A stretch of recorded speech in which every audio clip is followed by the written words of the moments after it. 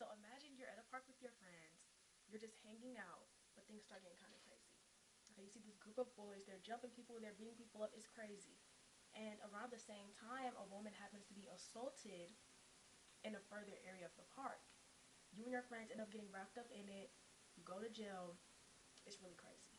Welcome to Broken Justice, a podcast where we discuss wrongful conviction cases and the accountability the justice system should take. I'm your host, Cole. I'm Tamia Stafford. And I'm Bethany Yarger.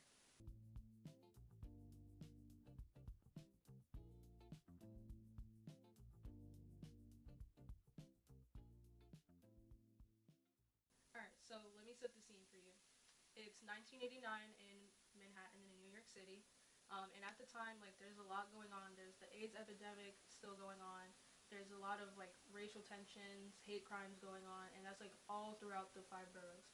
So this one night in April, there's an investment banker, and her name was Trisha, and she was just jogging in Central Park when, unfortunately, she got physically and sexually assaulted, and she was left in critical condition.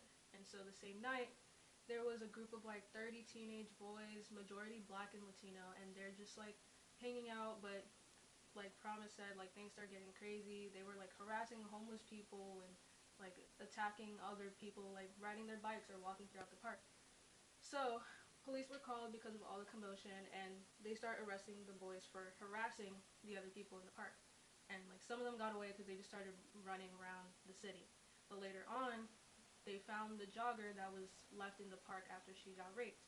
And so what the police did was they just kept 5 of the boys in custody, and their names were Kevin Richardson, Antron McCray, Yusuf Salam, Raymond Santana Jr., and Corey Wives. Yes, and the part that really got me was how the detectives got their confessions, because they were lying to their parents, telling them oh, we're just doing paperwork for a separate arrest, they'll be home soon. Whole time they're getting interrogated, they don't have their parents, they don't have a lawyer. It's just really crazy. And then they were because the boys didn't know each other, well, 2 of them know each other, but they all didn't know each other, so it's they're telling them names of the other people within the group, they're getting confused, so that's how they got their confessions. And then it's the time didn't even add up, because they got arrested, they got arrested 9:10, Yeah. and then the woman got assaulted at 9:20. Yeah. So it's that didn't even add up from the jump. Yeah, So that part. And so Central Park is big, right? So in the reports, they're saying the victim was found at 102nd Street, and then the boys were found 110th or 112th or something like that. So when you're just hearing street names, it sounds oh, it's a couple blocks down. But because Central Park is so big, it's intersections. So 102nd is somewhere in the north area, but 110th is all the way over. You kind of turn the corner of where the park begins.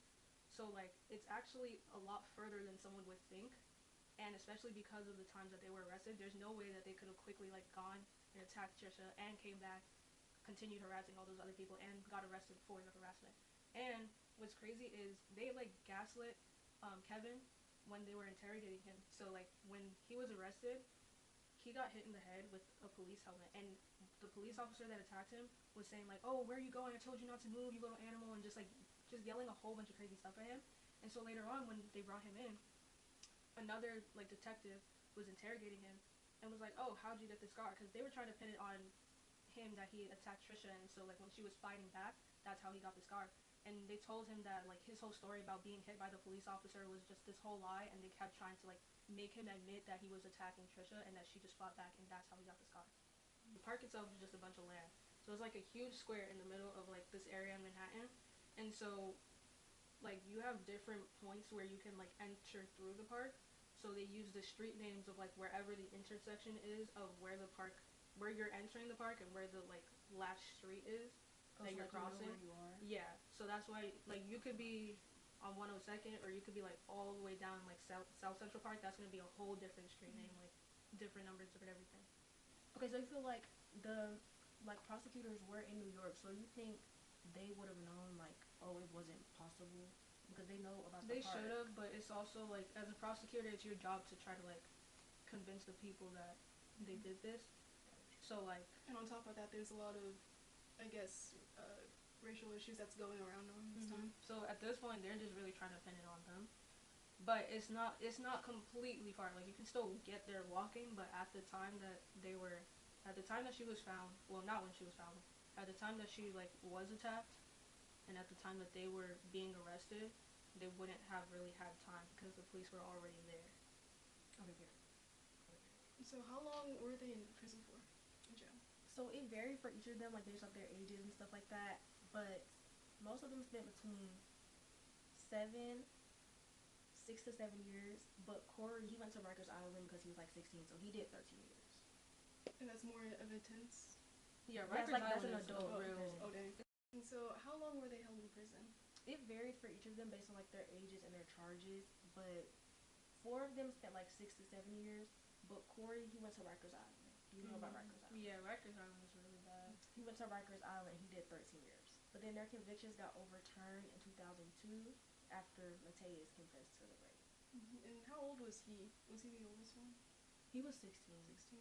It seems like a lot of the mistakes that are happening from that case is inside and outside the court. Because with the police, that's definitely outside.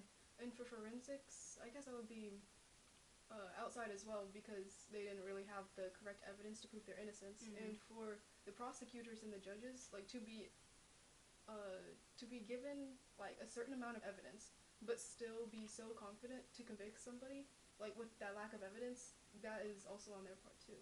Yeah. And Yeah, and I think like a judge, I don't think right. I think a judge could say this evidence isn't like adding up and then like declare a mistrial. yeah. So the judge in this case, Loki, could have done that. So it's the judge's fault too. Yeah. I And just- I a lot of biases does go on too. So That's true. especially in a time period like this, it was 90s, the 80s. Yeah, 80s 80s to 90s. Around there. And that was also when the development of DNA evidence was happening. And there's this case that it's the Keith Allen Harwood case where he was wrongfully convicted for rape and murder, and the woman who was assaulted that night, she has no like recollection of what happened that night, so she couldn't like be so confident to pinpoint him as the suspect. And the police, they use like hypnosis on her, which is that was a mistake on their fault. I mean their part, because that just sounds unreliable already. Yeah.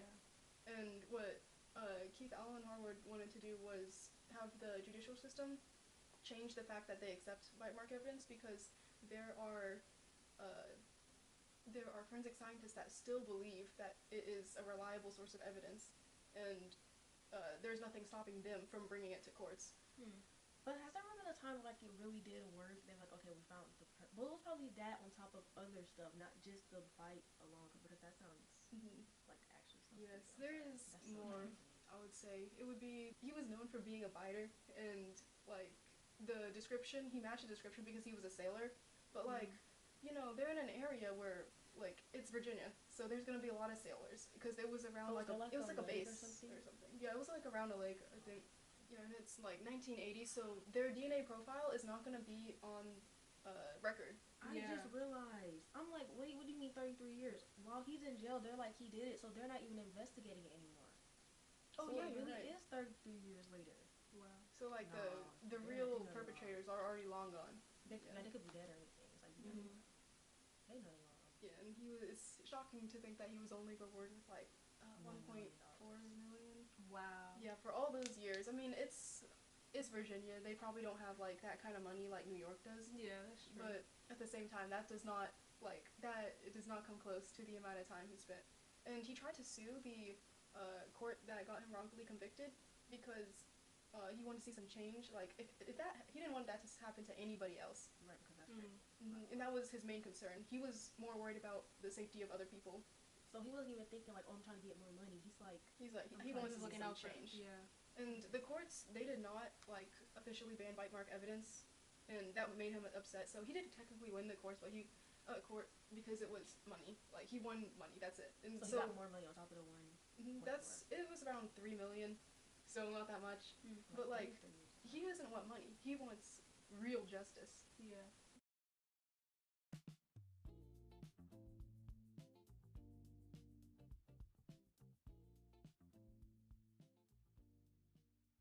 Judicial immunity is like the basis for a lot of these wrongful conviction cases because, well, in general, the judges are protected. Like if someone's not happy with the outcome, they can't just go and sue the judge. Does it not extend to the does it extend to the prosecutors too? And with prosecutorial immunity, you can't really sue like the individual prosecutor, but you can sue the office for failing to train the prosecutors properly, and that's what Keith Harvard did. But they didn't do anything to the office, or they didn't really take accountability, as in like change anything within the system, because the prosecutor is like alone in the situation. But the office, you can't.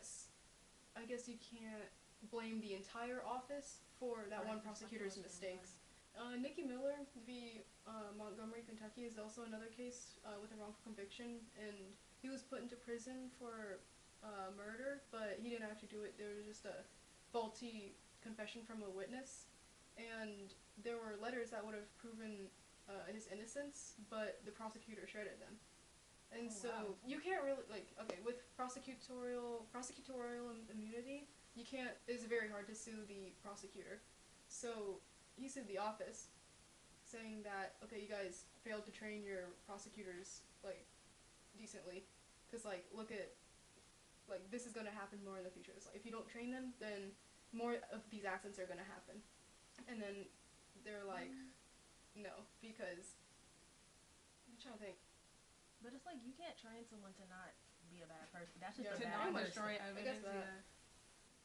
And they basically declined it, saying that the office shouldn't be reliable for the prosecutor's mistakes because the prosecutor acts like mostly alone.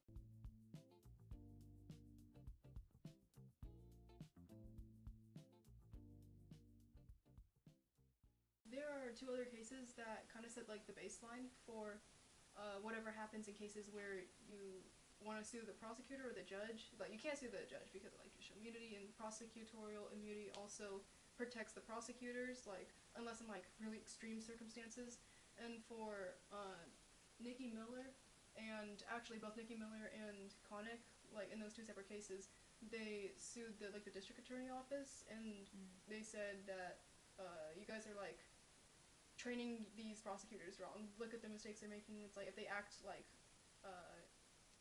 I guess the way they act basically kind of relies on the office, but those are individual people, and it shouldn't be the office's fault for hiring evil people or people that make mistakes. Yeah. Pretty much. So it's hard for real accountability to happen within that because it's really just like one person's fault, but they're protected. Yeah. And I guess what we can take away from this is that there are rules in the judicial system that just cannot be changed. Like sometimes if rules overlap, then there's like something's gonna have to happen, or a new rule will be created. That's pretty much it. Yeah, I see what you're saying. It's like for some things, there's really no better alternative, so it just has to stay the way it is. Like, Yeah. Unfortunately, people will be biased no matter what, and although their jobs are supposed to like keep them unbiased, sometimes yeah, they're supposed to be impartial, but sometimes you human, just can't so help it's like the influence. But thank you guys for watching Broken Justice. I'm Tania. I'm Promise. And I'm Bethany. And see you in the next episode. Yeah. Stay safe and don't find yourself in a situation where you have to be wrongfully convicted for something, pretty much. Like, definitely be aware of the rules and know who to sue and how to sue if there's... Yes, that's real. Yes. Like, if you ever find yourself in a situation, don't waste your time if you cannot get the justice you want to happen. Pretty much. Alright. No, I feel like what you said was way better than what we had going on the first I time. know the rules. Just Don't be wrongfully convicted and get a nice lawyer. Call Top Dog Law.